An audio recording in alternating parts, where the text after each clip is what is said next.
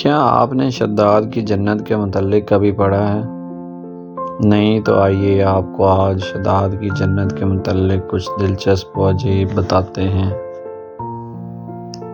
قوم ارم کا تعلق قوم عاد سے تھا اور وہ ارم نام کی بستی کے رہنے والے تھے۔ یہ عاد بن اوز بن ارم بن سام بن نوح کی اولاد میں سے تھے۔ اللہ تعالیٰ نے اس قوم کو غیر معمولی قد و قامت اور قوت عطا فرمائی تھی۔ ان میں ہر شخص کا قد کم از کم 12 گز کا ہوتا تھا۔ طاقت کا یہ حال تھا کہ بڑے سے بڑا پتھر جس کو کئی آدمی مل کر بھی نہ اٹھا سکیں، ان کا ایک آدمی ایک ہاتھ سے اٹھا کر پھینک دیتا تھا۔ یہ لوگ طاقت اور قوت کے بل بوتے پر پورے یمن پر قابض ہو گئے۔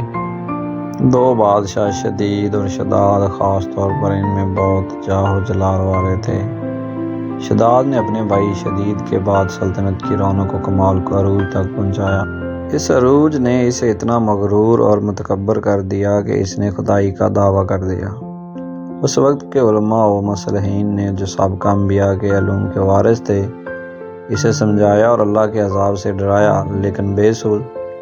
سمجھانے والوں نے یہ بھی کہا کہ یہ حکومت اور دولت ایک فانی چیز ہے، جبکہ اللہ کی اطاعت میں آخروی نجات اور جنت کا حصول ہے، جو دنیا کی ہر دولت سے بہتر اور زیادہ قیمتی ہے۔ اس نے پوچھا، یہ جنت کیسی ہوتی ہے؟ اس کی تعریف اور خوبی بتاؤ۔ نصیحت کرنے والوں نے جنت کی وہ صفات جو انبیاء کرام کی تعلیمات کے ذریعے ان کو معلوم ہوئی تھیں اس کے سامنے بیان کی، تو اس نے کہا، مجھے اس جنت کی ضرورت نہیں، ایسی جنت تو میں خود دنیا ہی میں بنا سکتا ہوں۔ چنانچہ اس نے اپنے افسروں میں سے 100 معتبر افراد کو بلایا، ہر ایک کو 1000 آدمیوں پر مقرر کیا اور تعمیر کے سلسلے میں ان سب کو اپنا نقطہ نظر اور پسند سمجھا دی۔ اس کے بعد پوری دنیا میں اس کام کے ماہرین کو عدن بھجوانے کا حکم دیا۔ علاوہ ازیں اپنی قلم رو میں سب حکمرانوں کو یہ حکم دیا کہ سونے چاندی کی کانوں سے اینٹیں بنوا کر بھیجیں اور کوہ عدن کے متصل ایک مربع شہر جنت جو 10 کوس چوڑا اور 10 کوس لمبا ہو بنانے کا حکم دیا۔ اس کی بنیادیں اتنی گہری کھدوائیں کہ پانی کے قریب پہنچا دیں، پھر ان بنیادوں کو سنگ سلیمانی سے بھروا دیا۔ جب بنیادیں بھر کر زمین کے برابر ہو گئیں تو ان پر سونے چاندی کی اینٹوں کی دیواریں چنی گئیں۔ ان دیواروں کی بلندی اس زمانے کے گز کے حساب سے 100 گز مقرر کی گئی۔ جب سورج نکلتا تو اس کی چمک سے دیواروں پر نگاہ نہیں ٹھہرتی تھی۔ یہ شہر کی 4 دیواری بنائی گئی۔ اس کے بعد 4 دیواری کے اندر 1000 محل تعمیر کیے گئے۔ ہر محل 1000 ستونوں والا تھا اور ہر ستون جواہرات سے جڑاؤ کیا ہوا تھا۔ پھر شہر کے درمیان میں ایک نہر بنائی گئی اور ہر محل میں اس نہر سے چھوٹی چھوٹی نہریں لے جائی گئیں۔ ہر محل میں حوض اور فوارے بنائے گئے۔ ان نہروں کی دیواریں اور فرش یاقوت، زمرد، مرجان اور نیلم سے سجا دی گئیں۔ نہروں کے کناروں پر ایسے مصنوعی درخت بنائے گئے جن کی جڑیں سونے کی، شاخیں اور پتے زمرد کے تھے۔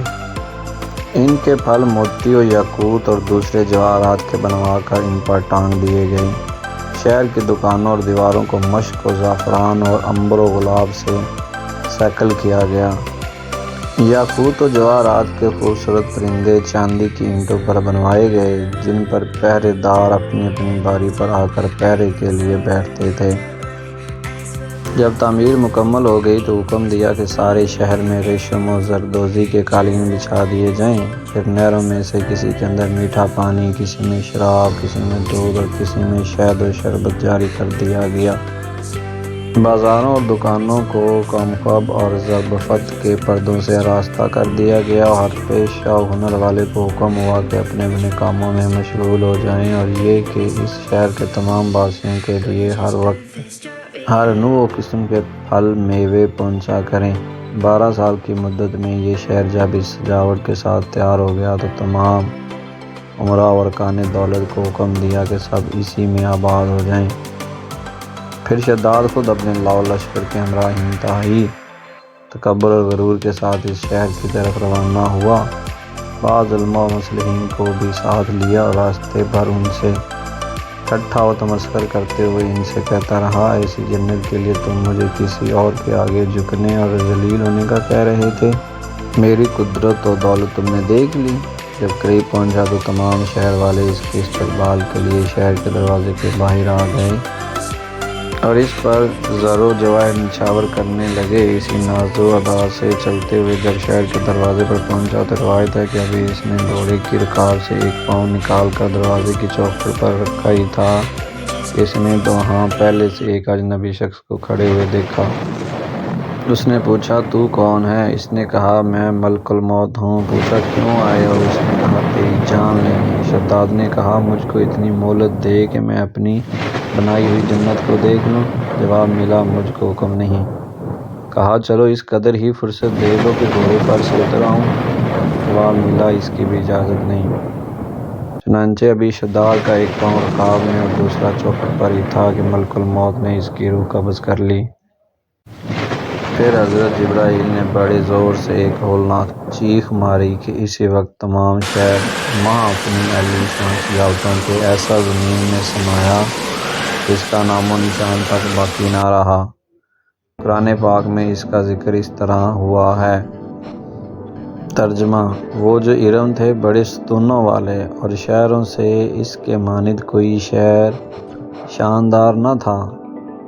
شداد اور اس کی جنت کا انجام معتبر تفاسیر میں لکھا ہے کہ بادشاہ اور اس کے لشکر کے ہلاک ہو جانے کے بعد وہ شہر بھی لوگوں کی نگاہوں سے اوجھل کر دیا گیا، مگر کبھی کبھی رات کے وقت عدن اور اس کے ارد گرد کے لوگوں کو اس کی کچھ روشنی اور جھلک نظر آ جاتی ہے۔